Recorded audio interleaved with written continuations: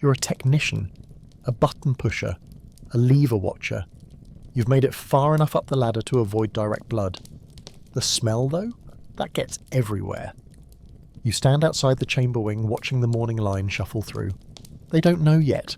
Or maybe they do, but hope keeps people polite longer than reason does. Your job is to supervise the intake, to check the list, and to wait for the timer that dings, like a bakery oven. This isn't a history lesson. Today you are the one in the grey wool uniform that always itches. You'll learn that procedure is what makes this a job instead of a nightmare, and you will feel what it's like to flip the switch and hear the hiss behind the wall. If you believe in understanding history by walking in its darkest shadows, subscribe and join us now. Let's begin. Uniform itches. It always itches, especially under the arms where the sweat has nowhere to go. You shift under the grey wool, regulation issue, no tailoring, and adjust your collar for the 20th time, which does nothing. The boots are worse, stiff leather, still drying from the last rain-slicked March. There's a sourness in them that smells like old milk and something faintly metallic. Your left sock has bunched down into your heel again, but you stopped fixing it an hour ago. You stand outside the chamber wing, clipboard in hand, watching the morning line shuffle through the concrete corridor. They don't know yet. Or maybe they do, but hope is funny like that. It keeps people polite longer than reason does. You tick off names that were never meant to be remembered. Pages flap in the breeze of their movement, each one a line, a number, a birth date. You're not sure when the ink stopped registering as real. At some point the pages became nothing but weight. Inside, the lights hum with that broken ballast buzz. Too soft to demand maintenance, too annoying to ignore.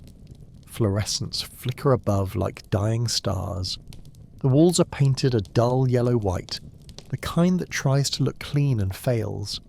You can smell bleach, but it's old bleach, stale and defeated, like someone gave up halfway through scrubbing. Your gloves squeak when you adjust your grip on the clipboard. They always do. You hate that sound. It's childish, like balloons or cheap toys. Doesn't belong here.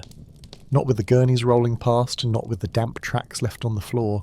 Not with the rust-stained drainage grates spaced every few meters. You check your watch, but the second hand is stuck again.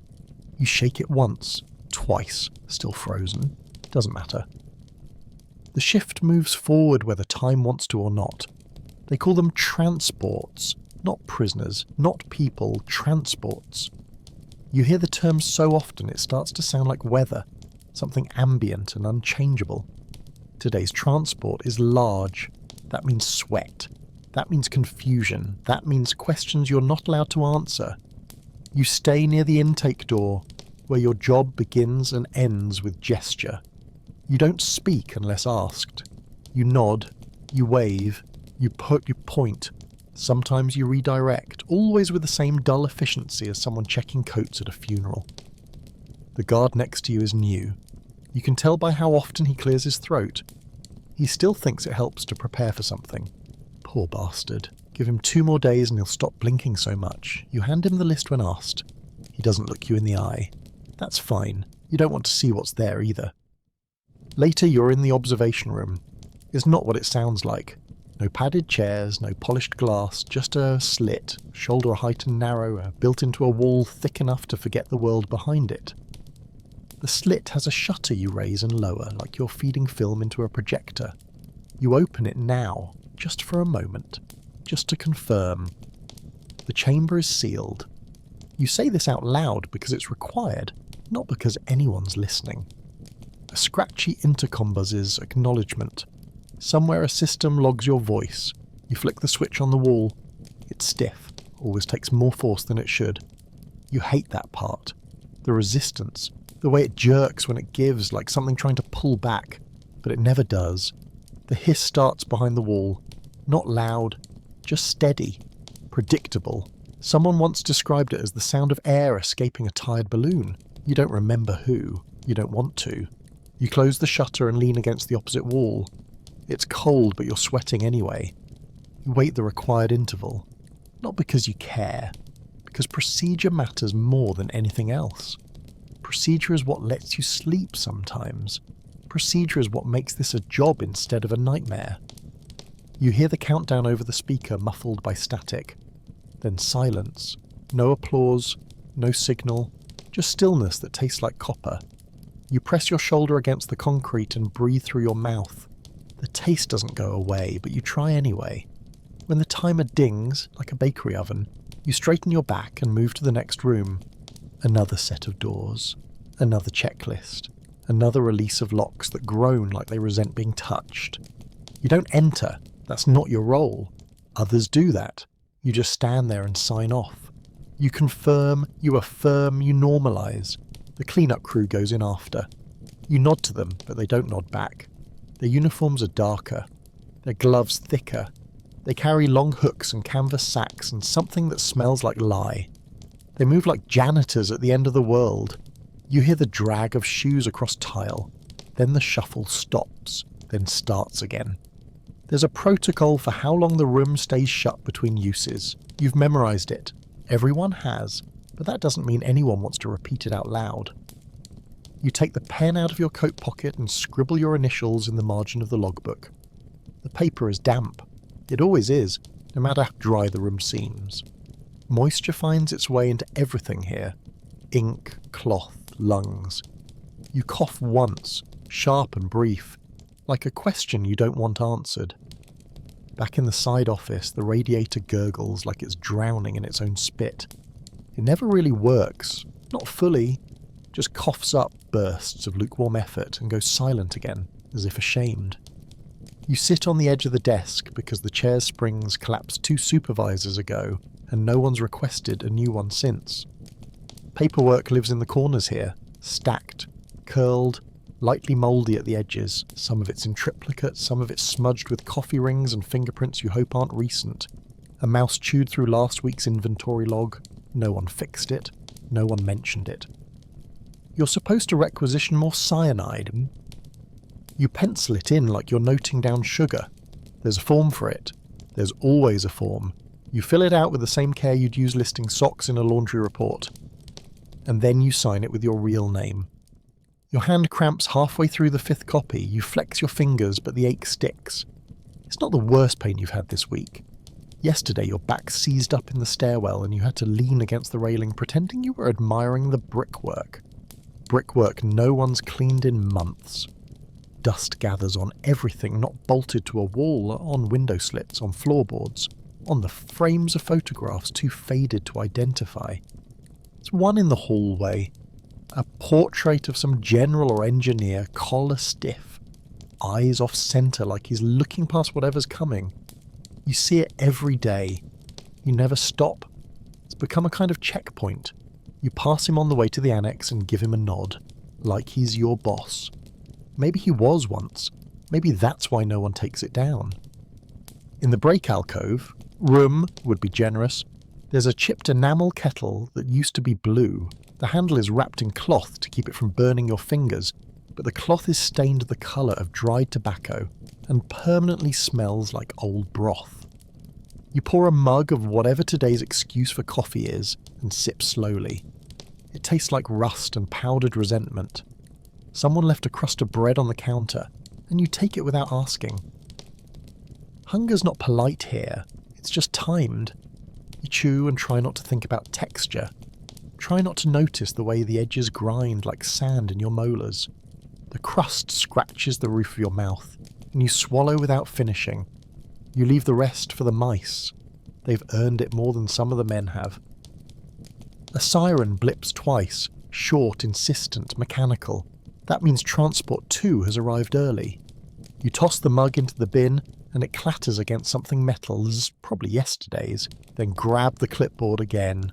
It's not the same clipboard. You have 3. They rotate like masks. You grab one without looking. The corridor is already echoing. Shoes on concrete, quiet voices pretending not to echo.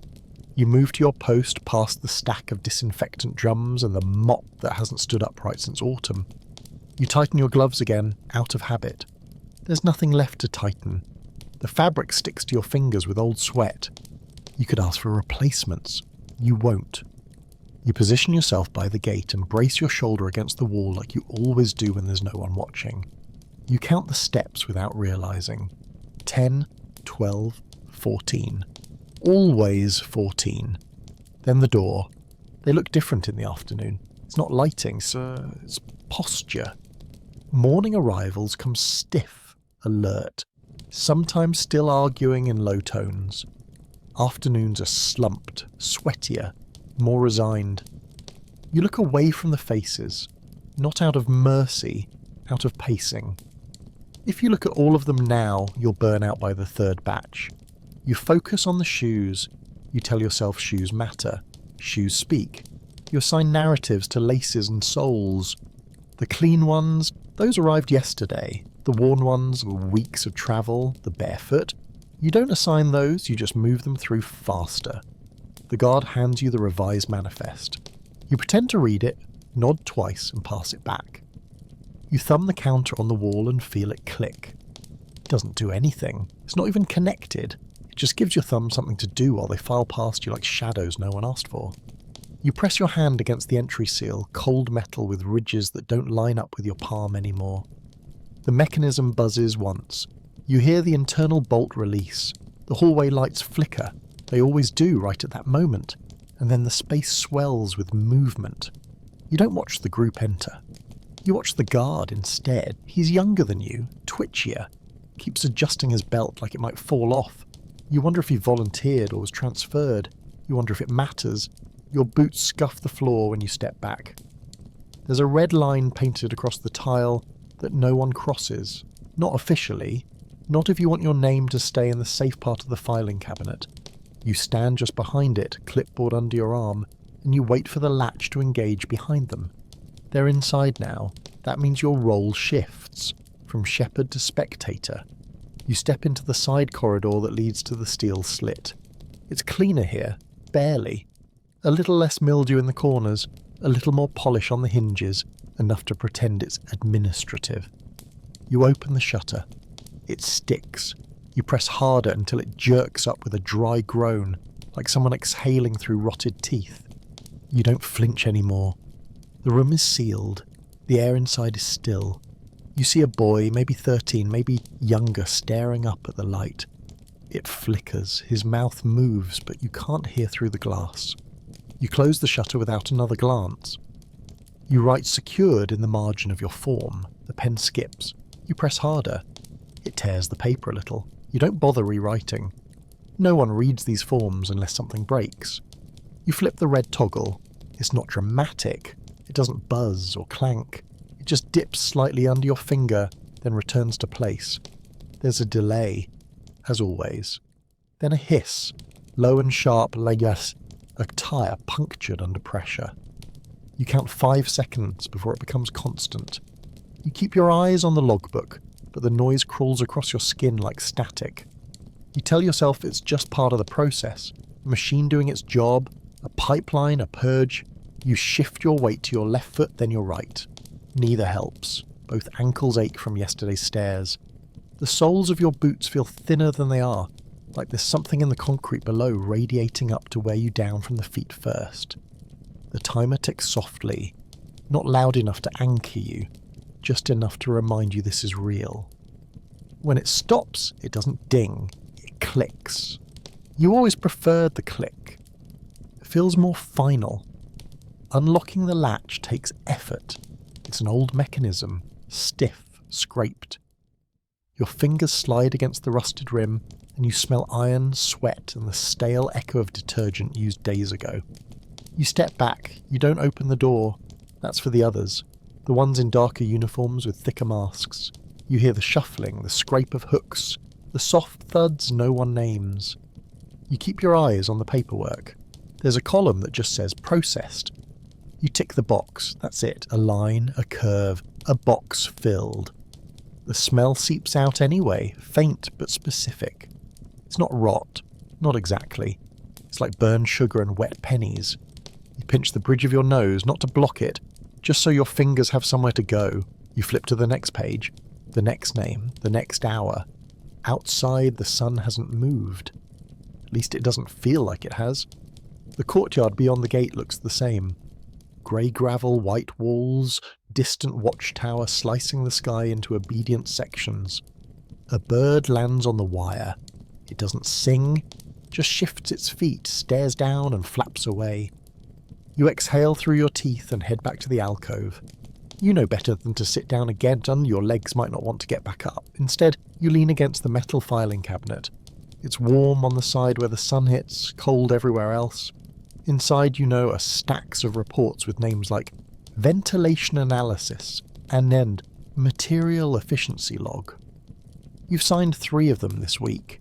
You didn't read them. No one does. You just sign where the X sits. Sometimes you wonder if they even bother changing the names. You catch sight of yourself in the narrow window above the sink. Not a mirror, just glass with a shine. Your reflection looks washed out, stretched. The kind of face you forget you have until something reminds you. The cap's too tight again.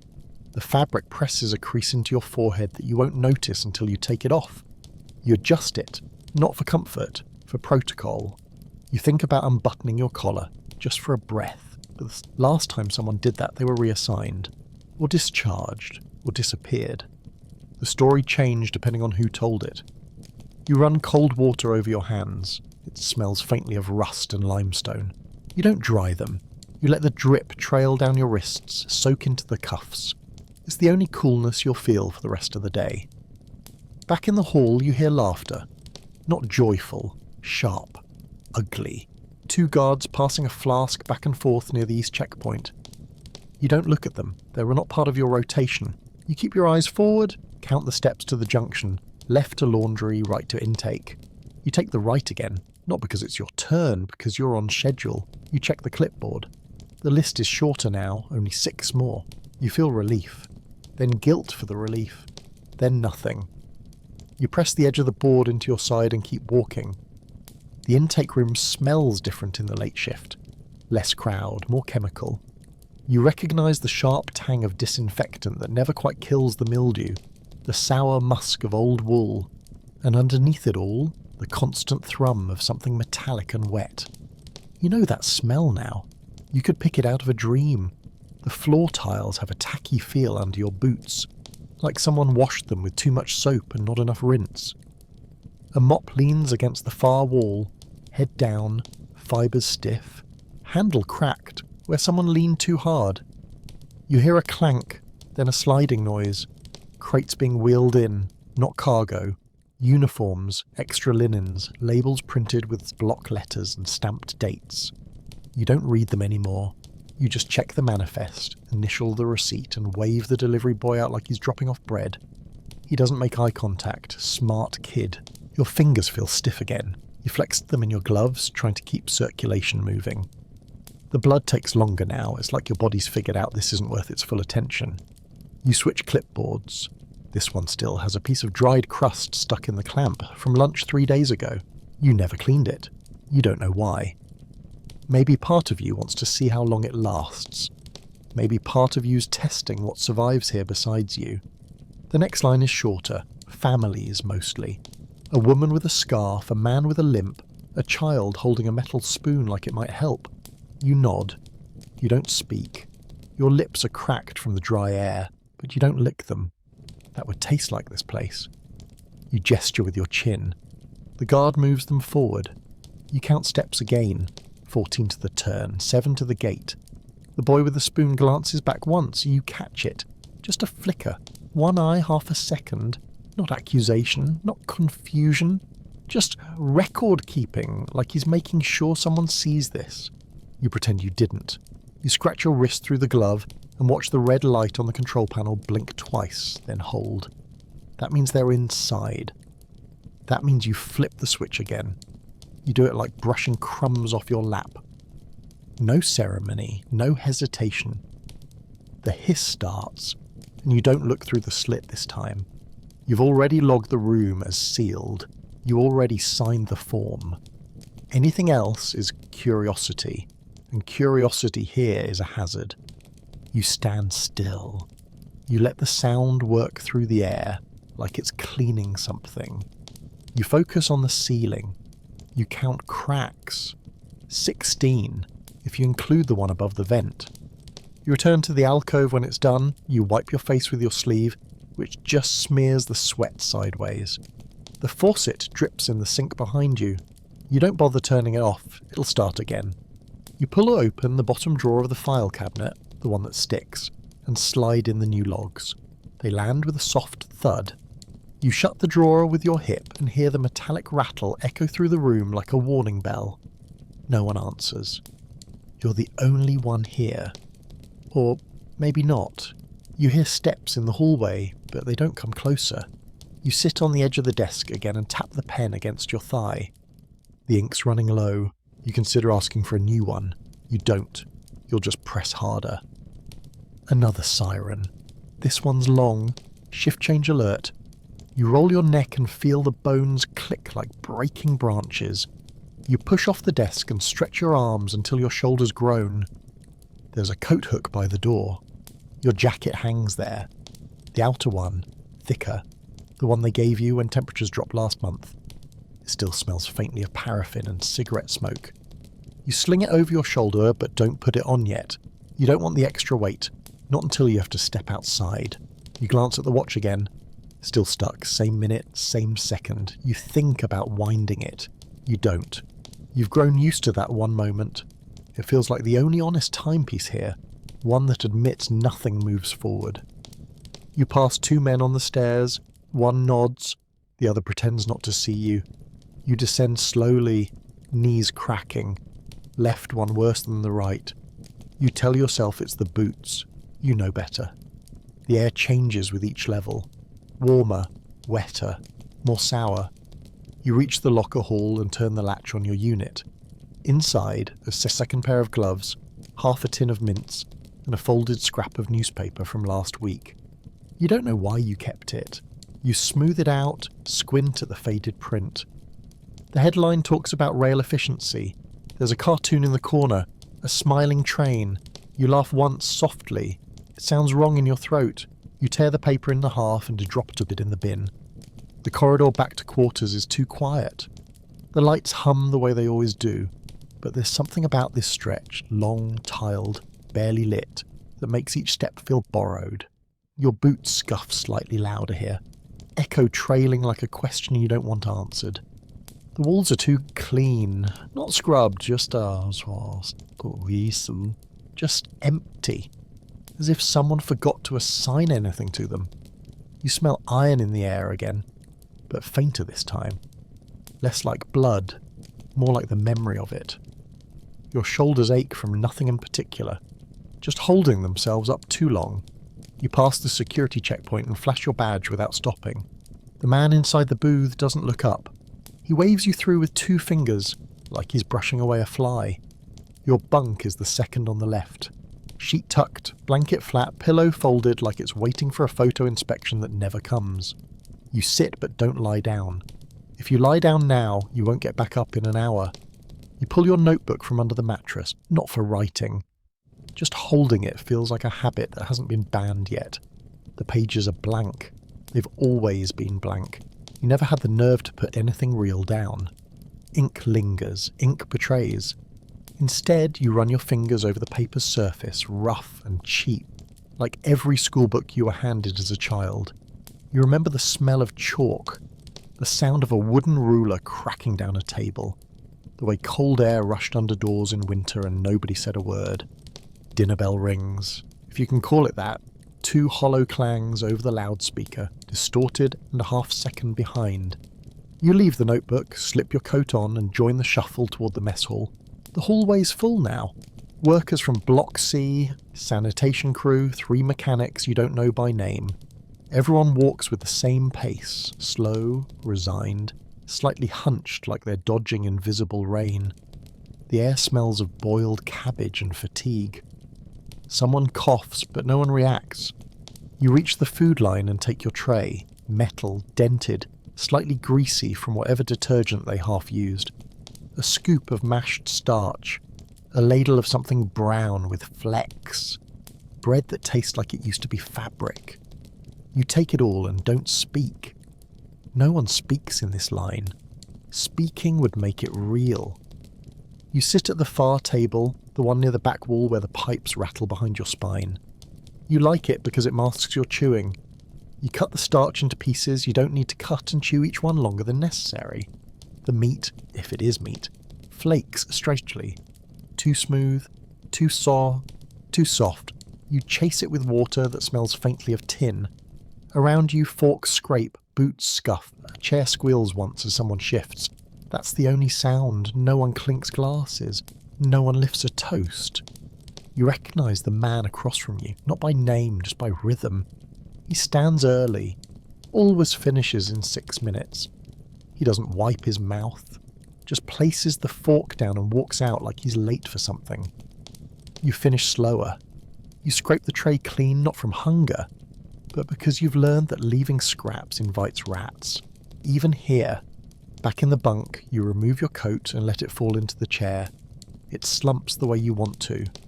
You sit on the edge of the bed and remove your boots slowly, heel against heel, soles sticky with hallway grit.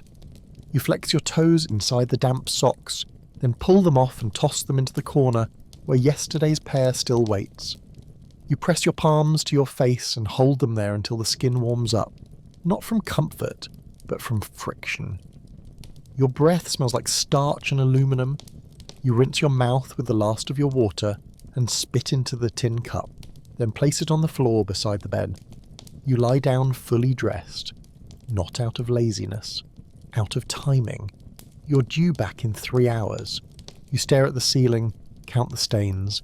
The largest looks like a dog's paw, the smallest a coin. The fan above you wobbles gently, casting flickering shadows in looping ovals across the cracked plaster. You follow one with your eyes until they close without warning.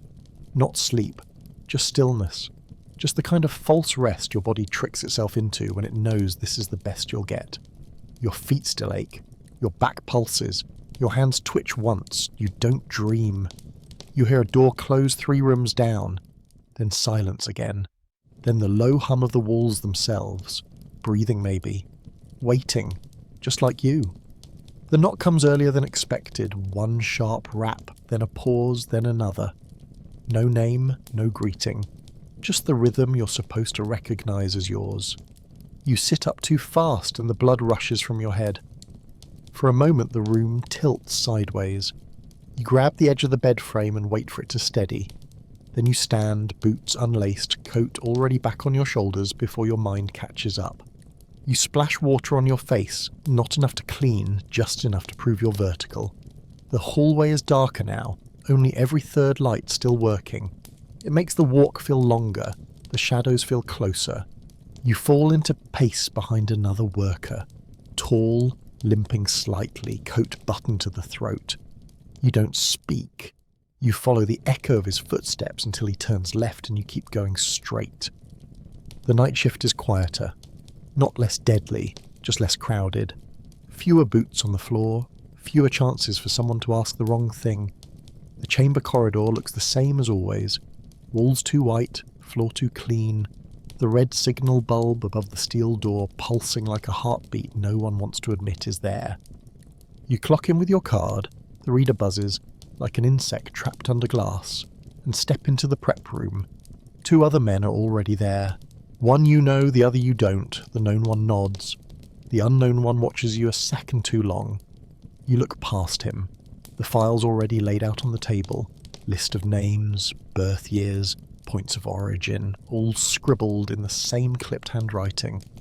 You flip to the last page and add your initials. You don't know why, no one checks, but it's what's done. You take your post at the valve panel. The gloves are stiffer tonight. Either the rubber's thicker, or they're still wet from the last gin. You clench your fists inside them just to force heat back into your fingers.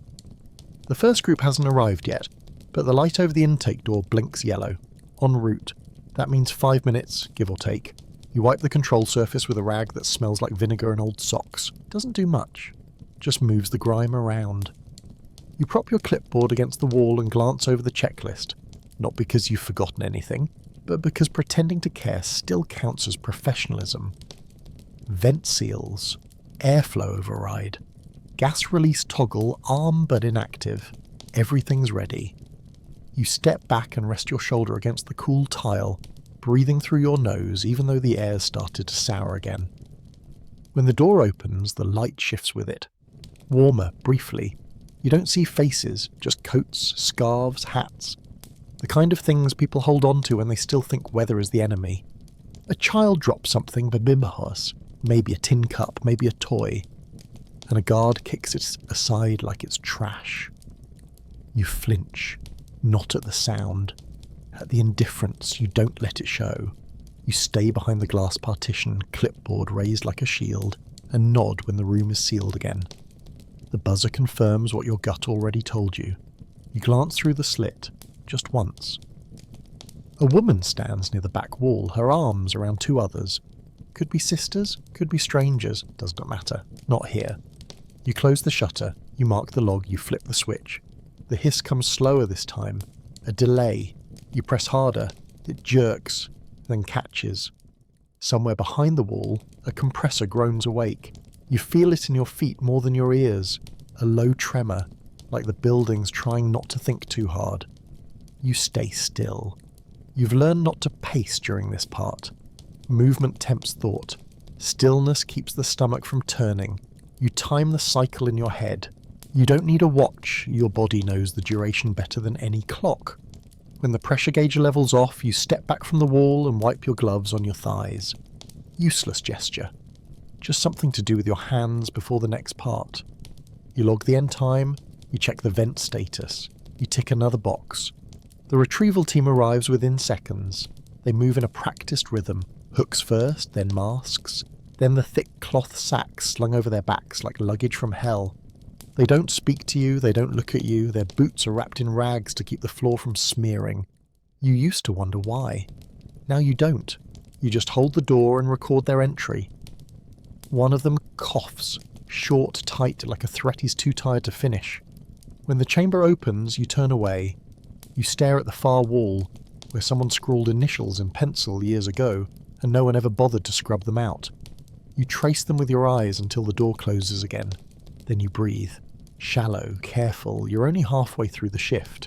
There's a pipe overhead that drips every 7 seconds. You counted. Not to pass time, that's dangerous here. You counted because it landed on your boot once, and you didn't like the way it made the leather squelch. You shifted left, but now it hits your shoulder instead. You haven't moved again. Just let it keep hitting. It's warm water. Not clean, not foul, just a slow reminder that everything leaks eventually. You lean your head back against the concrete and close your eyes for a count of 5. That's the most you're allowed before someone might come through the door and see you slacking. The room hums with electricity that doesn't power comfort. No heat, no music, just buzz and light and the faint mechanical whisper of air systems cycling poison. You check the schedule. Another group. Smaller this time. The page curls at the corner, and you smooth it down with the side of your hand. There's a smear of something on the next line. Not ink. You don't ask what. You never do. The names are from the south, and you can tell by the spelling. You try not to notice that anymore, but your brain still picks patterns apart even when your conscience doesn't want to. You straighten the paper, tap it twice against the steel desk. Then place it into the clipboard like you're prepping a school assignment. You reach for the toggle again. Your fingers hesitate. Not from doubt, from rhythm. You wait until the footsteps stop echoing outside the wall. Then you press. The hiss returns. You mouth the numbers as the gauge rises. 1, 2, 3, pause, 4. It helps anchor you like counting teeth in the dark. Your thumb rubs a worn spot on the edge of the panel. It's soft there now, worn down from dozens of hands, all doing the same nothing you're doing now. You used to wonder about the others, who came before, whether they left or left in pieces, but over time you stopped caring about ghosts. The living are worse. You hear a soft clang from the chamber vent. Normal. Expected. Still makes your chest tighten. The lights flicker once, and you tell yourself it's just the ballast again. You log the cycle. Your pen scratches across the paper like it's trying to say something you're not brave enough to. You head toward the back corridor for a break. They call it rotation. But everyone knows it means 10 minutes of staring at a wall without orders. The break room's the size of a closet. lit by a single yellow bulb that swings slightly from its cord like it's tired of staying upright. You grab the chipped kettle, shake it, still some liquid in there. You pour into a tin cup and don't bother checking for sediment. It tastes like what regret would taste like if it were left on a radiator too long. You drink anyway. You lean against the wall and press your head against the cool tile. Your temples throb in time with the building's electrical pulse. Somewhere above you, something groans. Maybe the water line, maybe your own spine. There's a mirror here, small, cracked, the kind they bolt above sinks in budget motels. You glance at it without intention and catch your own eyes. You look away, then look back. Your face looks like paper that's been folded wrong too many times, creases where skin should have smoothed, eyes half sunk behind the weight of routine. You wipe your mouth with your sleeve. It leaves a smudge you don't clean. You pull your cap down lower. It doesn't help. You stand there for a moment longer than you should, then toss the cup in the bin and step back into the hallway before someone notices you were human for a second. The corridor back to the main wing smells stronger now. They must be cleaning something or burning something. Hard to tell the difference here. You hear voices at the far end, not talking, arguing maybe. You slow your steps and drift into the side passage instead. It's darker, less used. You pass storage lockers with peeling paint and dented doors. One hangs open, revealing the boxes marked maintenance fluid. The labels are smeared. You don't care. You keep walking until the hallway curves back toward the main line. You emerge like you meant to. No one notices. You cross back to your station, scratch behind your ear through the cap, and act like you've been standing here the whole time. A clipboard waits for you again. Different colour, same contents. New list, new line of names that won't matter by midnight. You flip through the pages with fingers that don't feel yours anymore. Each sheet has a scent, paper, ink, sweat. You imagine the forms breathing when you stack them. You imagine the file cabinet sighing as it closes, like it's tired of holding all the silence. You shake the thought off. Too poetic. That's dangerous here. Anything not made of steel, flesh, or fumes is a liability. You check the control light. Still green. The next chamber's reset. You run a sleeve across your forehead. You feel the grit stick to your skin. You don't brush it off. You just grab the pen and tick the next line. Box. Initial. Repeat. This group takes longer to arrive. Something about a delay on the platform. You don't ask. You lean against the wall, let your shoulder grind against the concrete.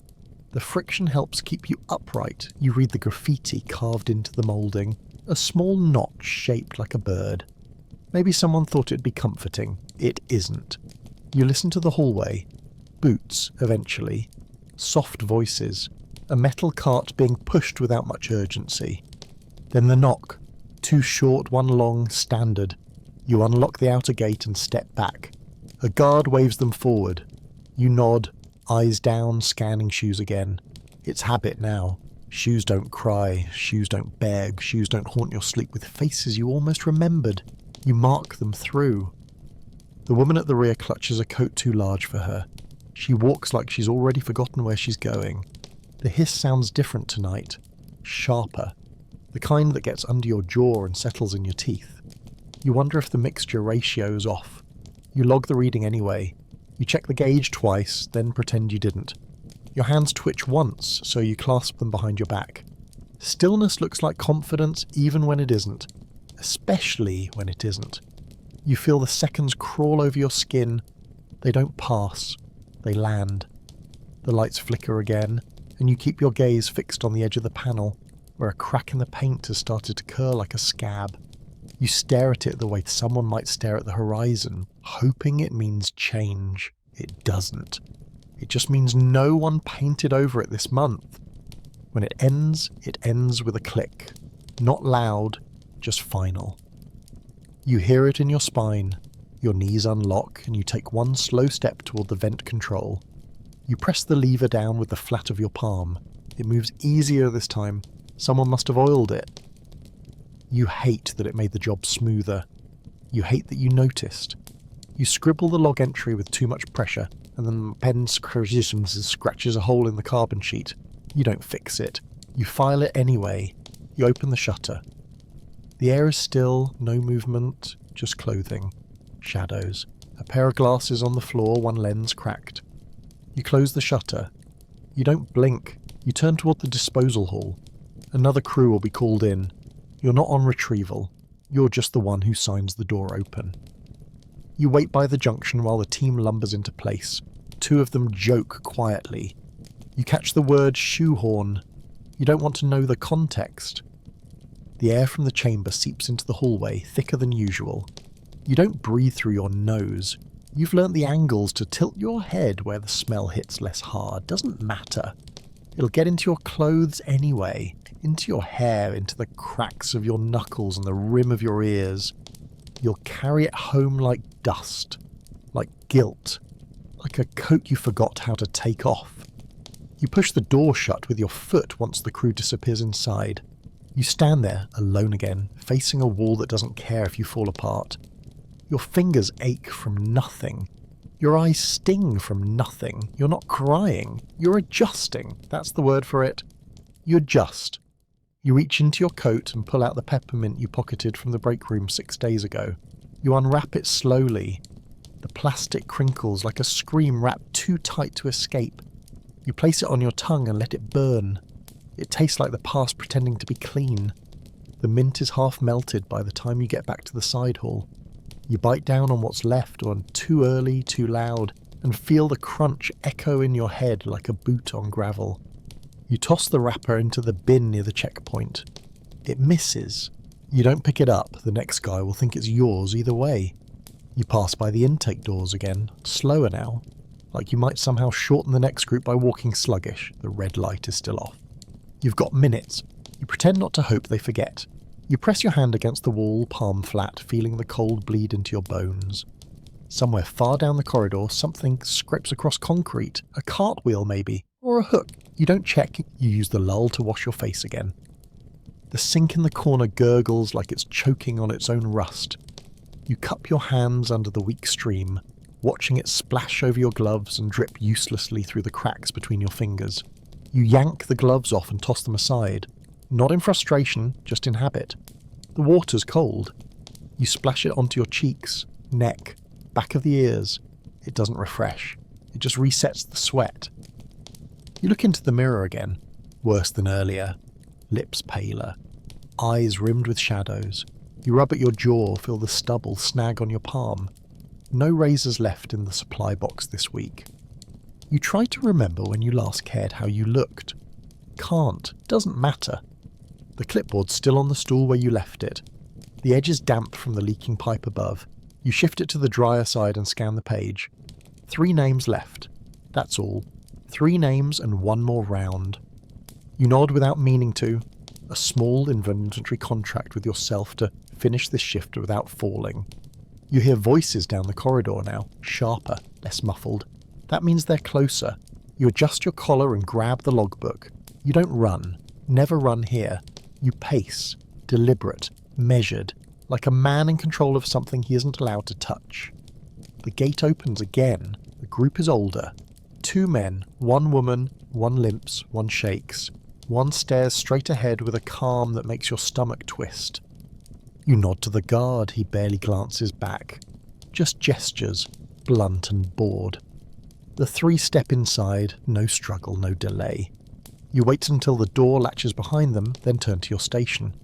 You don't look this time, not even through the slit. The shutter stays down. You feel your way to the panel like a man reaching for the edge of a cliff in fog. The toggle sticks. You lean your body into it, shoulder pressing, arm braced. It gives, like always. There's that sound again. Hiss, then hum. Then the soft mechanical churn of whatever this place uses instead of justice. You step back, chest heaving, not from effort, just from holding still too long. You press your back to the wall and let your eyes fall shut for 4 breaths. 5 is indulgent. You don't risk it. The system completes without alarms, no errors, no interruptions. You record it all anyway, box by box, column by column. Ink smudging under your hand as you write. You flip to the final page of the shift stack. Nothing left to fill but signatures. You add yours in 2 places. Print, then cursive, then again. You do it without thinking. You're not sure why the repetition helps. Maybe it makes it feel more official. Like you didn't just erase people. Like you processed a request, handled a function. Like your hands didn't hover over death's faucet and flick the wrist like it was closing a drawer. You set the clipboard down. You don't sigh. You just stop. The walk back to quarters feels longer than usual. Not colder, just stretched. Like the hallway's testing your knees. You see your own shadow stagger in the flickering light. Longer, bent, disconnected from your step. You reach the end and scan your badge. The door clicks. Your bunk is still unmade. You forgot to tuck the blanket. Doesn't matter. You sit on the edge again, strip your coat off like it's someone else's, and let your arms dangle between your knees. You stay like that for several minutes, long enough for your hands to fall asleep, long enough for the next shift's knock to echo down the hall. You don't answer the knock, not right away. You listen to it. Let it settle. Let it ask you, without voice, whether you still belong here. Then you push yourself upright, slow as wet rope, and lace your boots with fingers that barely bend anymore. You tug your sleeves straight, even though they're damp near the elbows. The hallway greets you with the same flickering hum, same greasy chill. You pass two others, one with a busted zipper, one with a bandaged hand. Neither looks up. You don't either. The door to processing creaks when it opens. You could oil it, but then it might stop warning you. You need the creak. You need something to flinch at before the smell hits. The chamber corridor's been mopped, or tried to be.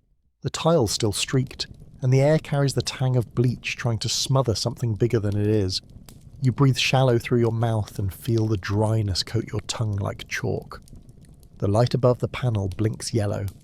Almost time, you run a cloth over the gauges, like a priest dusting relics before a funeral.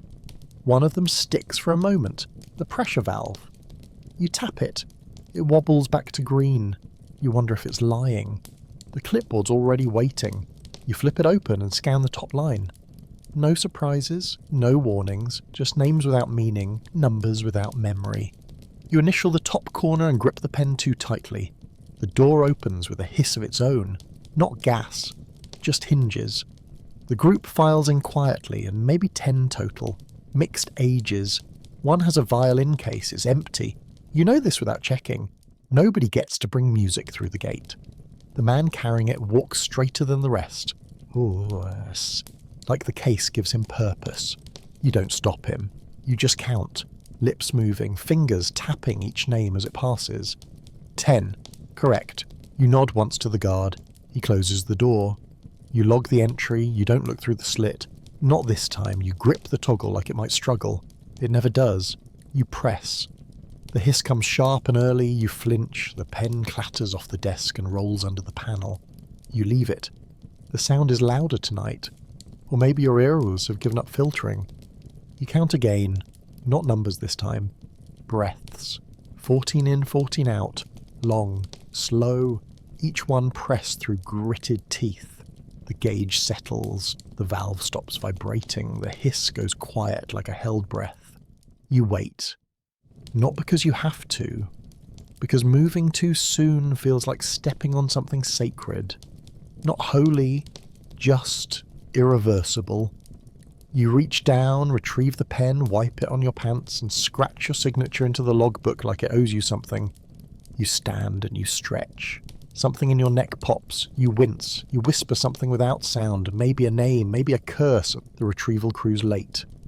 You use the time to wipe the panel again, even though it's already clean. You work the rag into every corner, every groove. You clean like you're erasing proof. A boot step behind you breaks the silence. The team arrives. 2 men, 1 woman. The woman has a scar down her neck. She doesn't meet eyes. None of them do. You step aside, they enter. You hold the door. When they're inside, you close it, turn the latch and write "secured" with a line that digs into the paper like it wants to go through the desk. You exhale through your nose. The air stinks less now, or you've adjusted. You hear the scrape of hooks, then a quiet grunt, then nothing. You check your watch again, still broken, still stopped at the same second it was when this shift began. You think about fixing it. You think about smashing it. You do neither. You head back toward the lockers. Every step feels like dragging a sandbag that whispers names you don't want to know. Your fingers twitch again. Your jaw aches from clenching. You think about the violin case, Bull. You think about the boy who looked back. You think about the drip from the ceiling and how it always hits the same spot. And you think about how tomorrow, all of this will happen again. And you'll do it. You will. Because it's your post.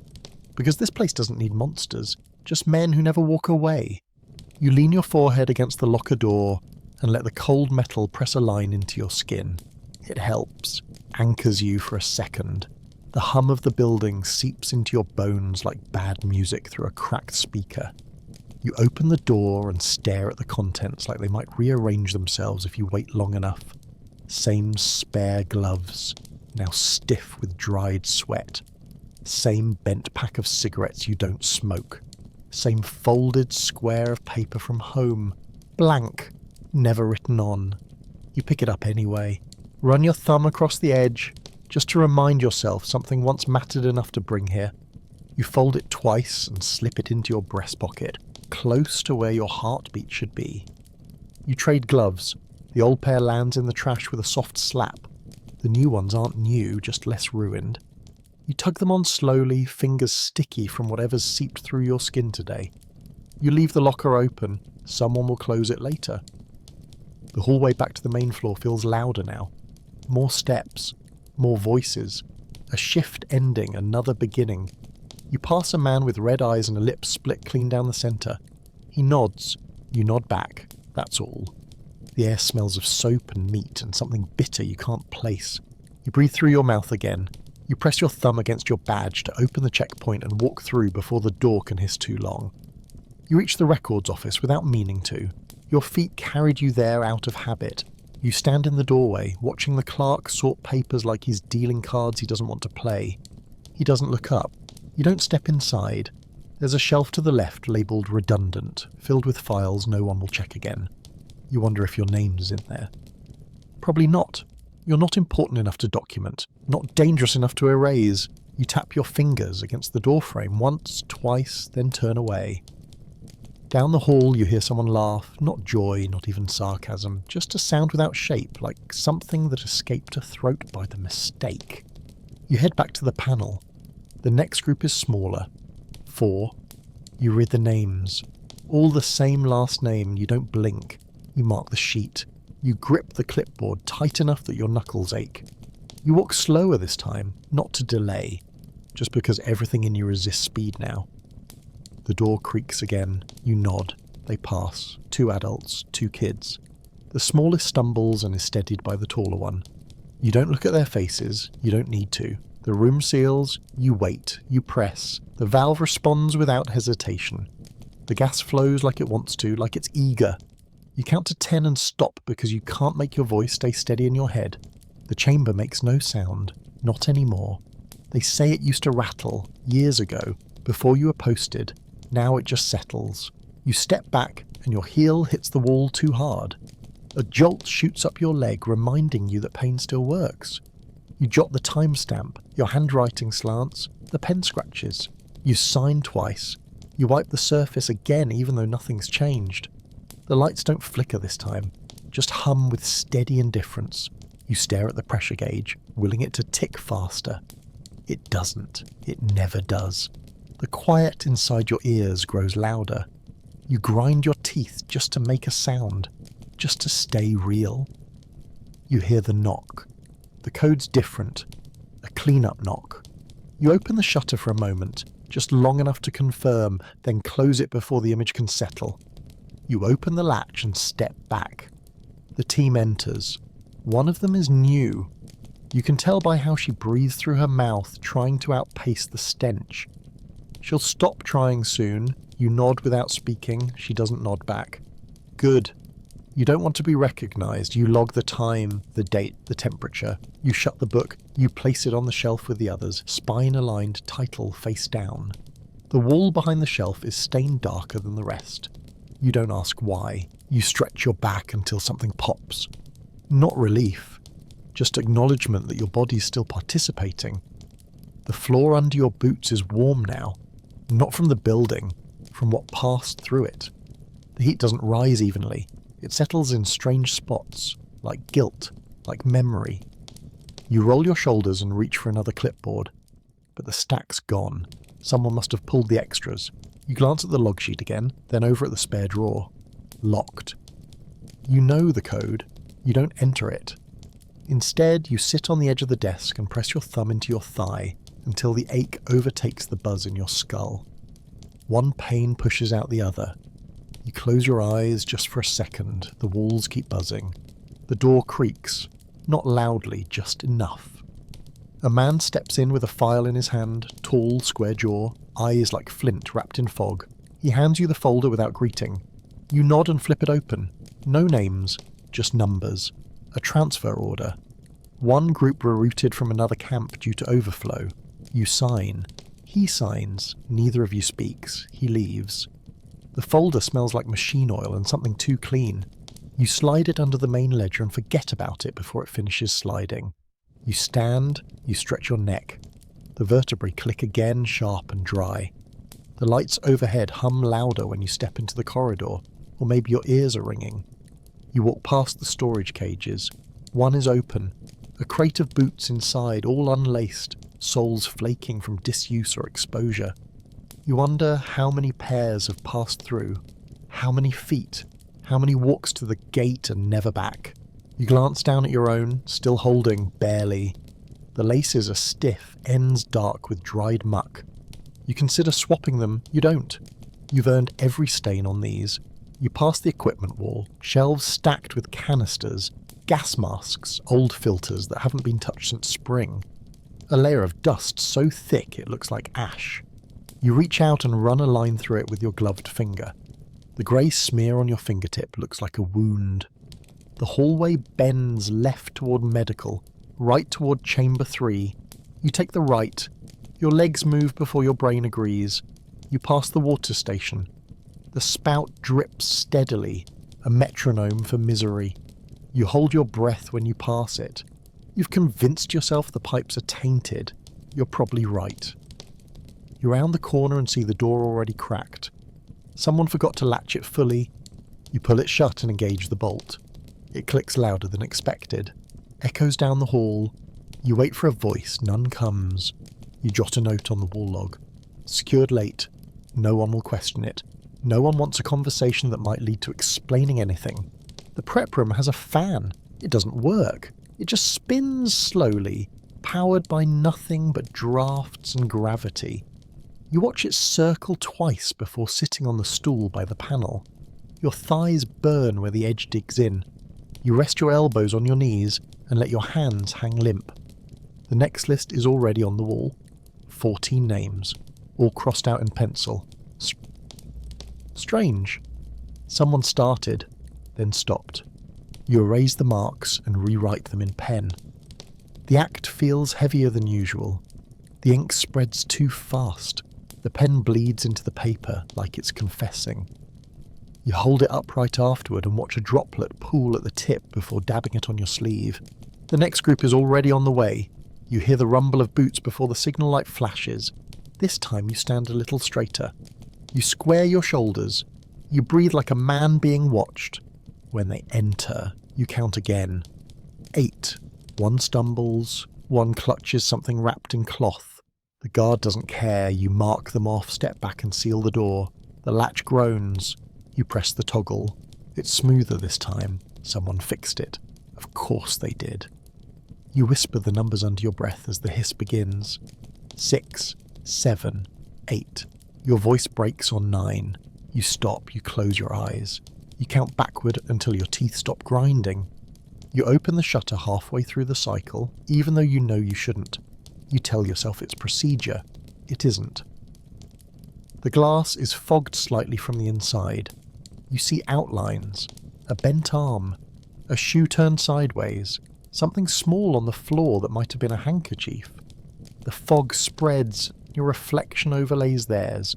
For one awful moment you can't tell whose eyes you're seeing. You shut the shutter harder than you mean to.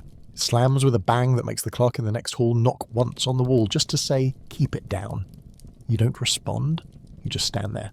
Fists clenched, shoulders locked, the air in your lungs turns stale and uncooperative. The vent system kicks in with a low whir.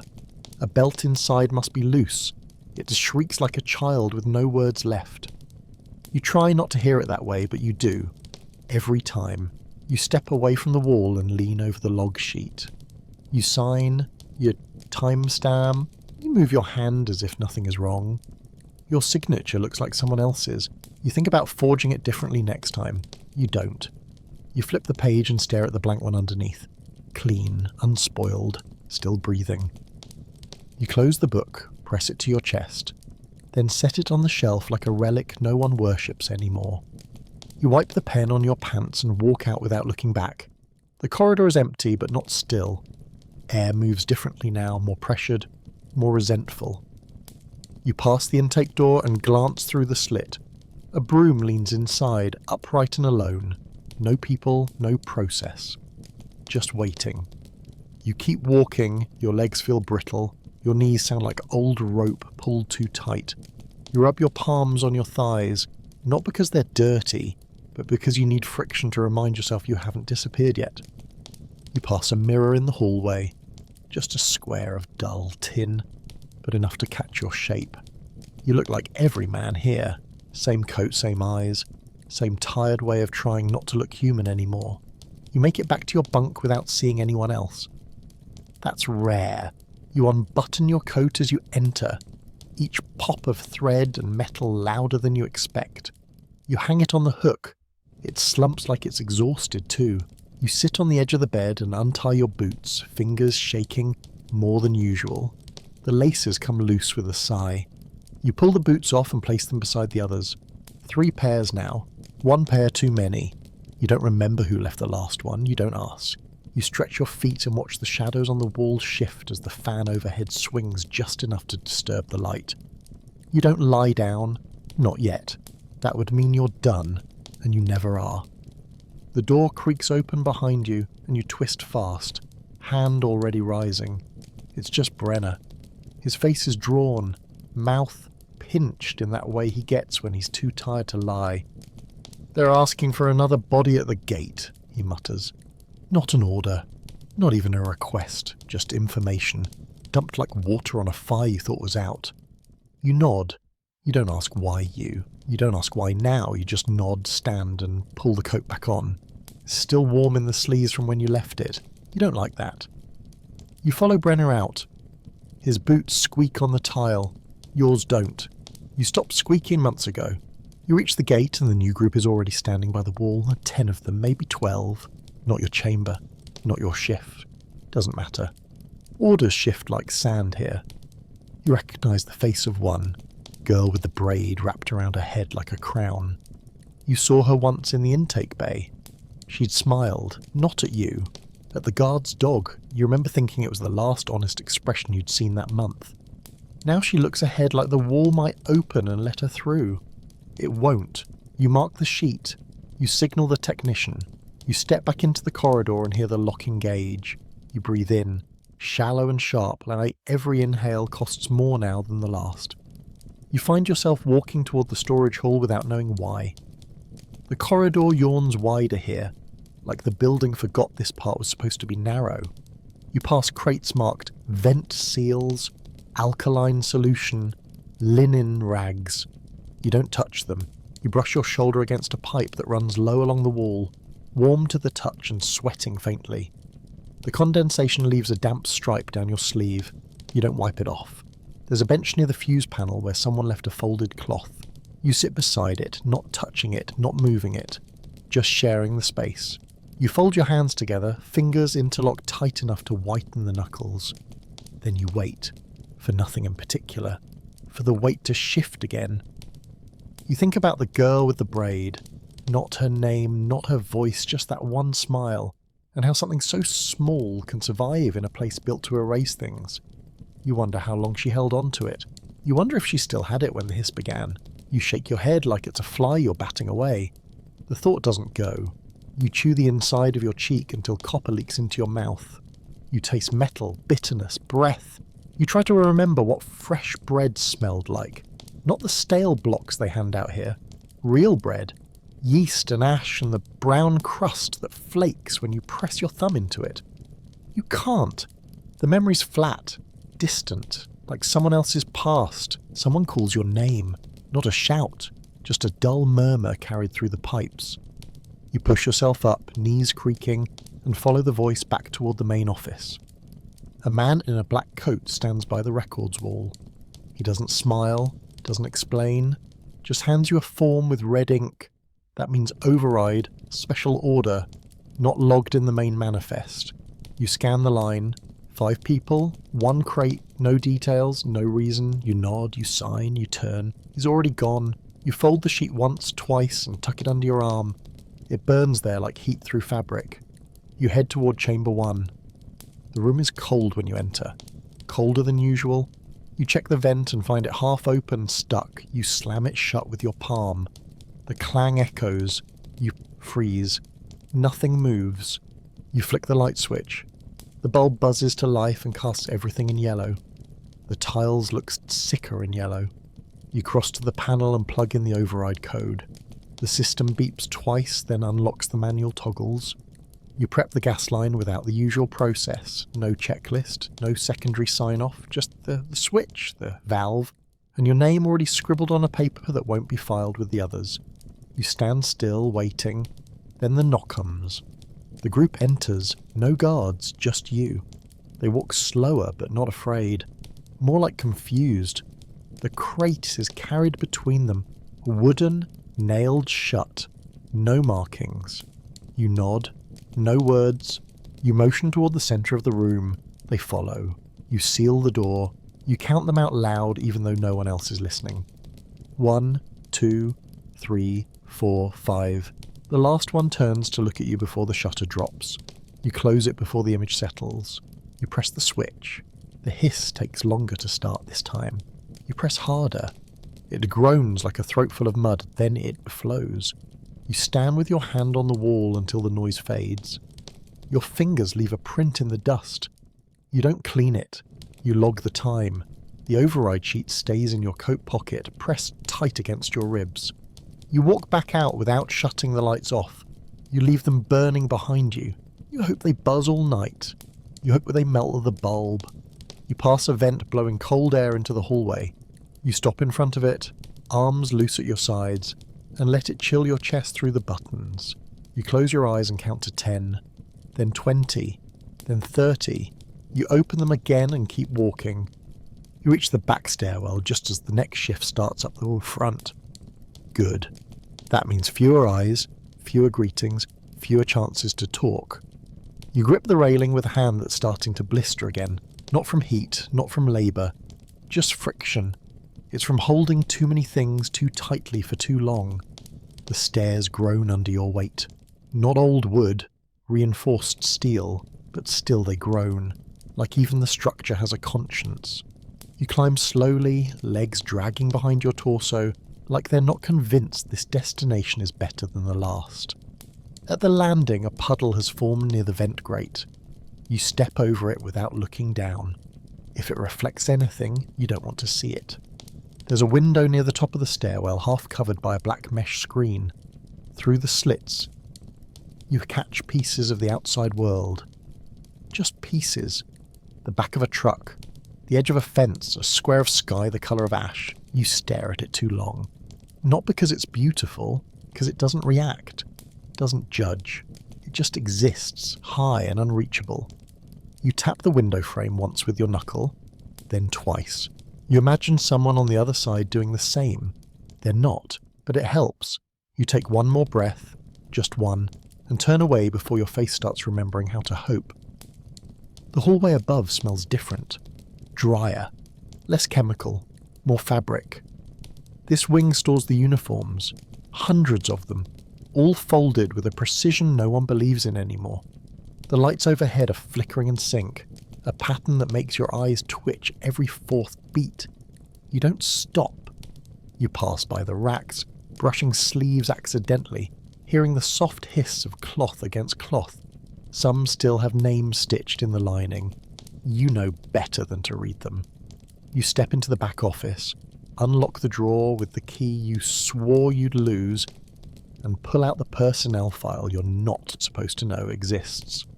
The paper is damp at the edges, the ink's still clear. You scan it for your name, it's not there. You scan it again anyway. You flip past names, some crossed out, some underlined, some with symbols you don't recognise. There's no key for the symbols. You've checked. You know who half of them are. Gone, transferred, vanished.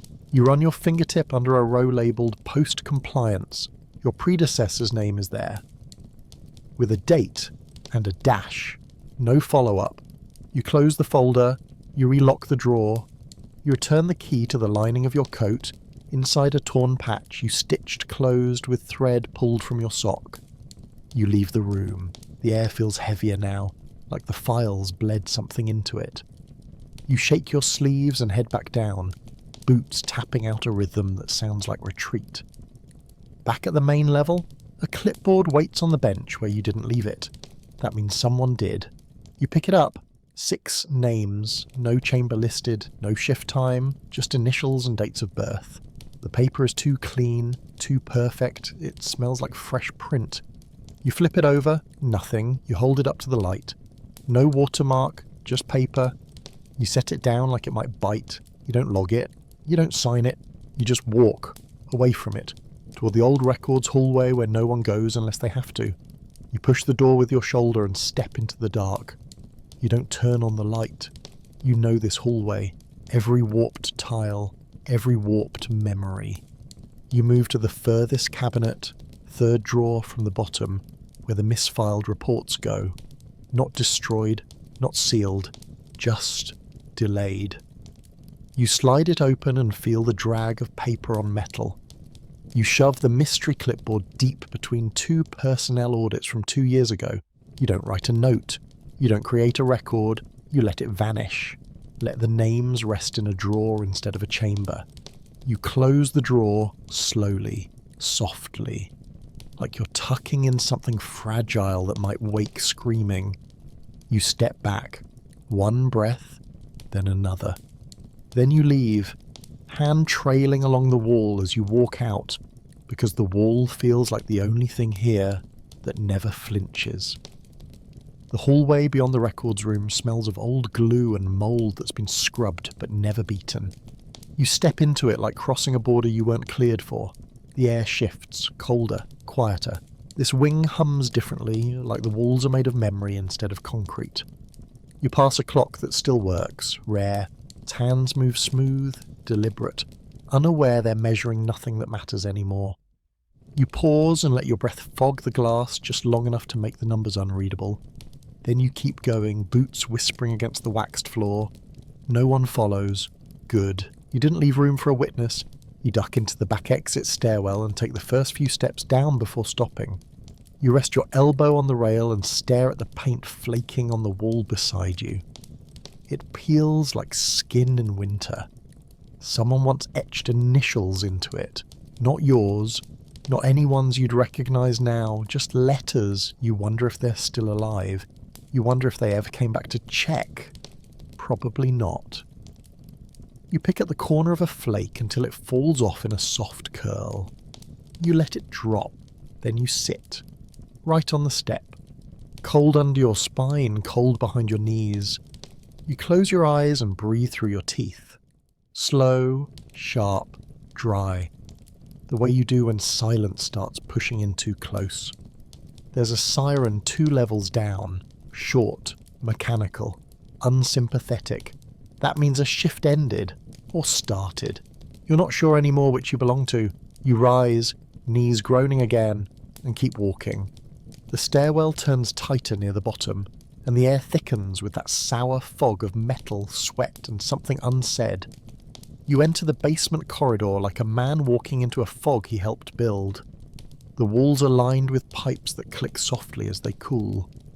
One drips in time with your steps. You pass the furnace cage. The grate rattles with heat behind it. Inside, a single chair sits facing the boiler, empty, but warm. Someone was just there. You don't ask who, you never ask. You reach the maintenance annex. It's half storage, half barrel, burial ground for things that broke and never earned replacement.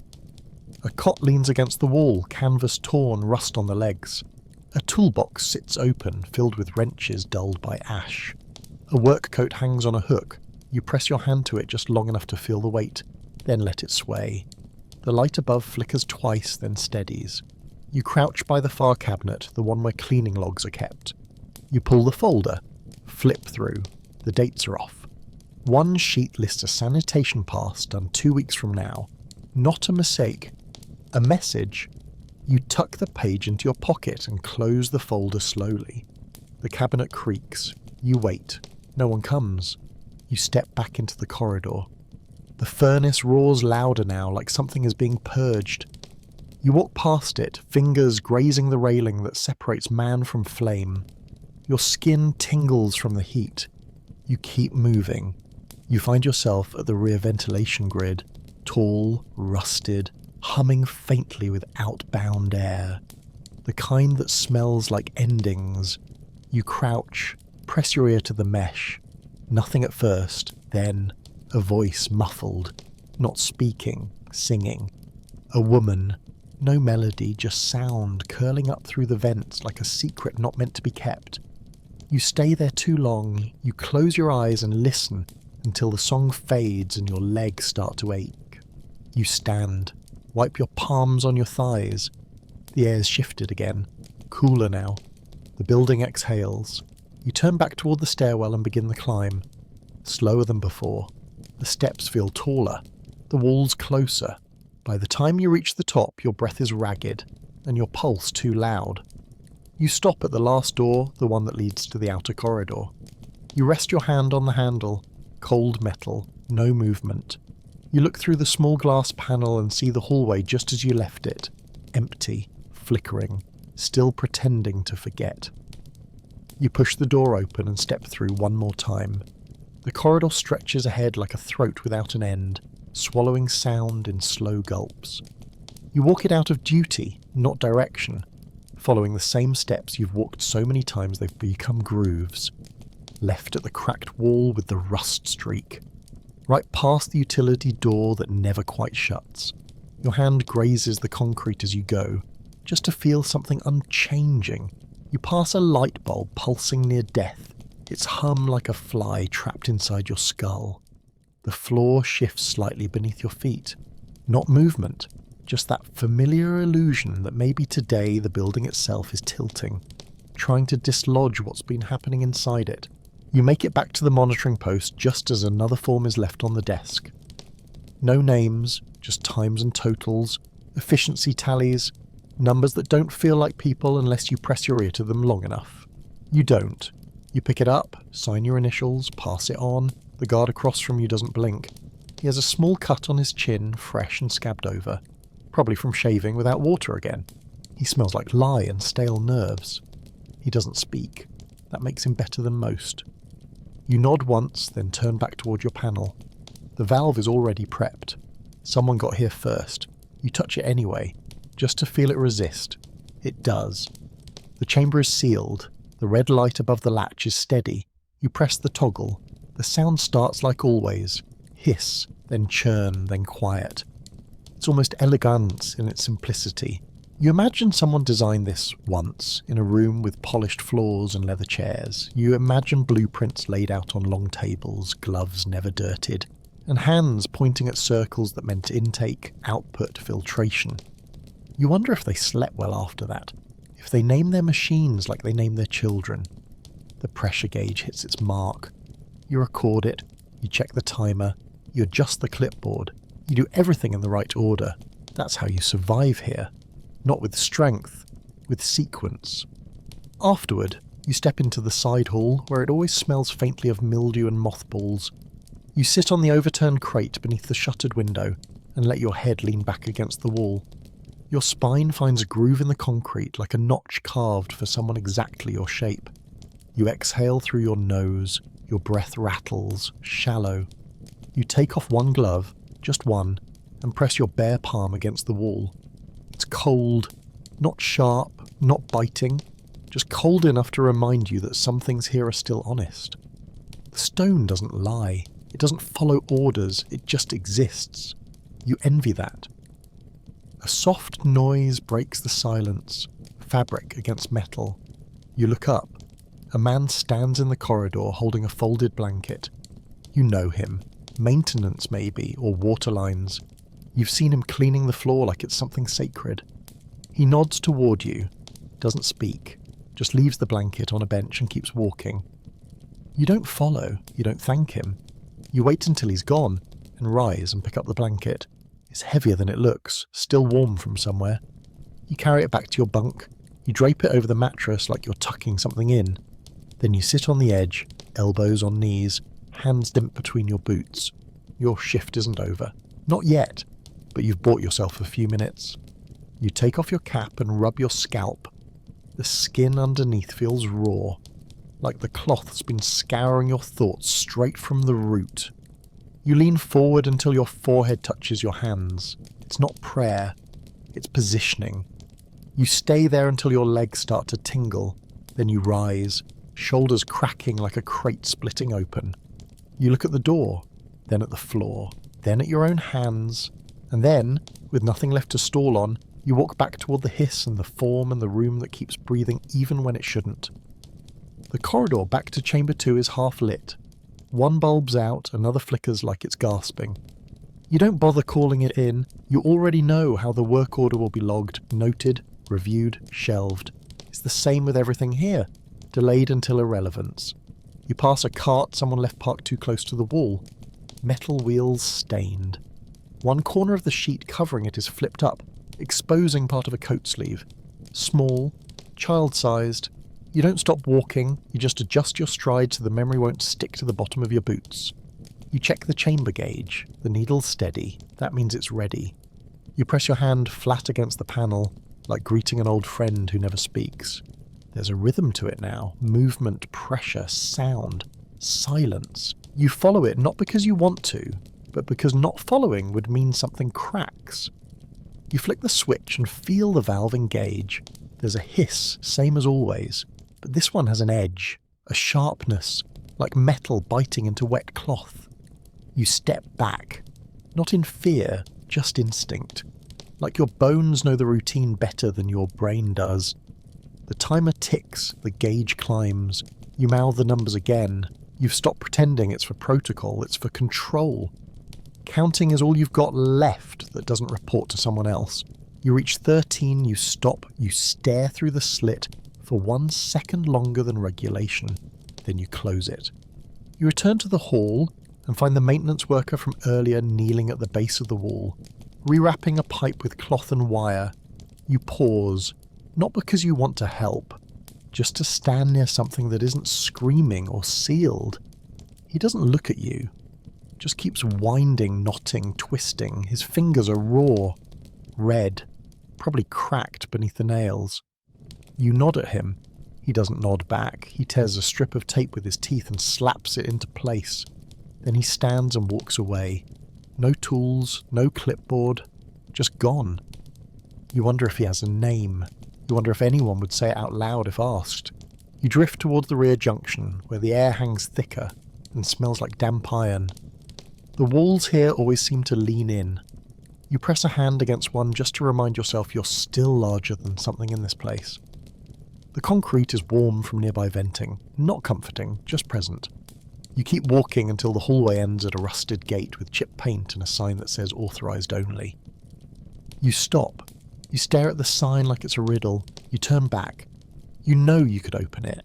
You've seen the latch unhooked more than once, but you don't. Because some doors in here still scare you, and the ones that don't probably should. The next task hits like a whisper in your ear. You forgot to log the second cycle. Not fatal, just sloppy. You retrace your steps, clipboard underarm, pen already uncapped. The hallway feels longer than before. Lights blink out one by one behind you as you walk, like the place is slowly swallowing its own tail. You reach the panel, you log it. Initials, time, chamber ID. You press down harder than necessary and tear the paper slightly. Doesn't matter. Still legible, still counted. You file the clipboard back in the rack and wipe your forehead with the inside of your wrist. The sweat tastes like bleach and copper. You don't spit, you swallow. Waste nothing. You pass the intake corridor on your way back. No new groups tonight. The boards are blank, but the benches still smell like breath and wool. You run a finger across the backrest of one, feel the dust and oil of strangers long gone. A hair clings to your glove, pale, thin. You don't brush it off, you don't flick it away. You just look at it until the hallway sound returns. A distant clatter, metal on metal, too far to name. You straighten your posture. You walk toward it, not to help, just to be closer to the noise than to the silence. The clatter leads you to the cart bay, where steel gurneys wait in rows like silent threats, their wheels all pointed slightly the wrong way, as if trying to turn around and leave. One's tipped on its themselves. That was the sound. The aftermath is a cigar on the floor, dark and uneven. You kneel next to it, not to clean, just to see what direction it ran. Toward the drain. Of course, it always runs downhill. You stand slowly, knees complaining, and nudge the gurney upright with your foot. It rattles once, then stills. You check your hand. No stain, just dust. You wipe it on your coat anyway, even though the coat gave up its purpose weeks ago. There's a clipboard by the door, another one, always another. This one has no list, just a line that says confirmed chamber of 4. That's not your post. You stare at it, consider ignoring it, then you take it. Because not taking it means explaining, and explanations mean names. You walk the back hall to chamber 4, past the warning signs, past the smell that never fully clears even when nothing's running. The hatch light is off, that's good. You kneel, check the seal, test the pressure valve, all numbers within range. You sign. You place the clipboard on the hook and leave it hanging like a sentence that won't end. Your name at the bottom means nothing, but it keeps the system believing you care. You walk back through the laundry corridor. It's quiet now, the bins all empty, canvas bags folded on racks, the air damp with soap residue and mildew. You touch one of the folded bags. It's still wet. The room hums with low machinery cooling down, pipes ticking, walls expanding, the kind of slow groans that only come when everything's trying to forget it worked all day. You pass the old basin where someone left a rag hanging over the edge, brown-stained, rigid with age. You drop it into the bin without thinking, then pause, then reach in and pull it back out. You don't know why. You set it back on the basin and walk out. In the stairwell, the light has gone completely. You grip the railing and descend with steps practiced from memory. Right foot, pause, left foot longer. Your shoulder drags the wall every third landing. You know where it curves, where it splinters, where it leaks. The basement is cooler than before, the kind of cool that feels stored, not fresh. You walk past the water tanks, each one humming like a low animal trying not to draw attention. You reach the hallway behind archives.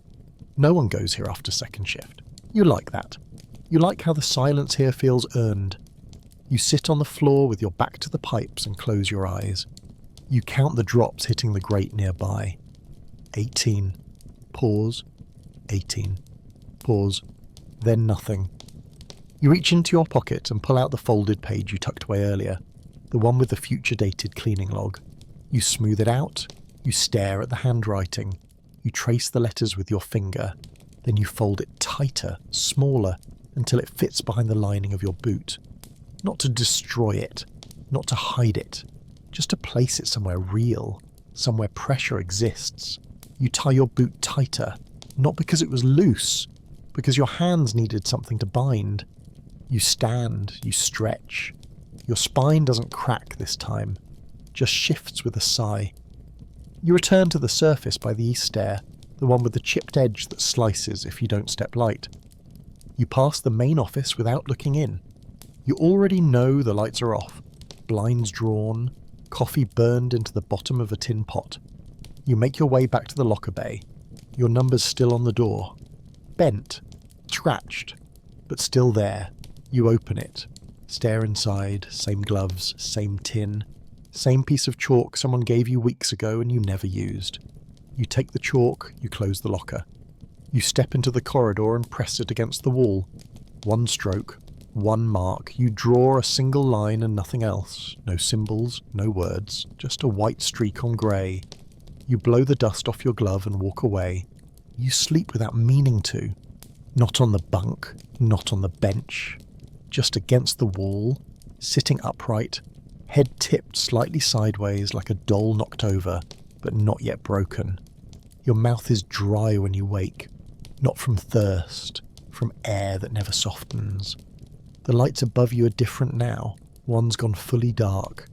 The others are pinkish with age, humming like they're forgetting how to do their job. You stand slowly, joints loud, spine resisting. You stretch your arms out, not for relief, just to prove nothing's locked up for good. You pat down your coat. Badge, chalk, pen, paper. Still there. You don't check for your name. You already know it won't matter today. Down the hallway there's movement. Subtle. One shadow too many behind the glass pane in the eastern corridor. You pause, back pressed flat to the wall, the way you were taught during drills. Not combat drills. Just the ones where they test how quickly you become furniture. The shadow doesn't pass again. You wait 3 full breaths, then you move. Past the records room, past the staff intake board, past the broken bulletin that still says remember, procedure before presence. You push through the side door and out into the work zone. The light here is harsher, fluorescent without filter, turning your skin yellow, your eyes sunken. You squint. You walk forward like you know where you're going. That's the trick. The clipboard on the hook is blank. That's never a good sign. A blank clipboard means improvisation. It means someone upstream forgot to assign the next group and now you're responsible for handling whatever comes through without context. You grab a form from the emergency stack. Date it. Time it. Leave the name fields empty. You write confirmed by post staff in the supervisor line. You initial it twice. The ink bleeds. The pen tip is cracked again. You press harder. It tears slightly. You don't replace it. You slide the paper into the clipboard and hang it back up. That's all the paper needs to feel real. A name. A time. A handprint. The chamber door is ajar. Not wide, just a sliver. Enough to raise your pulse, enough to remind you this place has edges. You shut it with the flat of your palm and feel the latch click into place. You test the handle, locked now. You whisper secured under your breath, even though no one's on comms.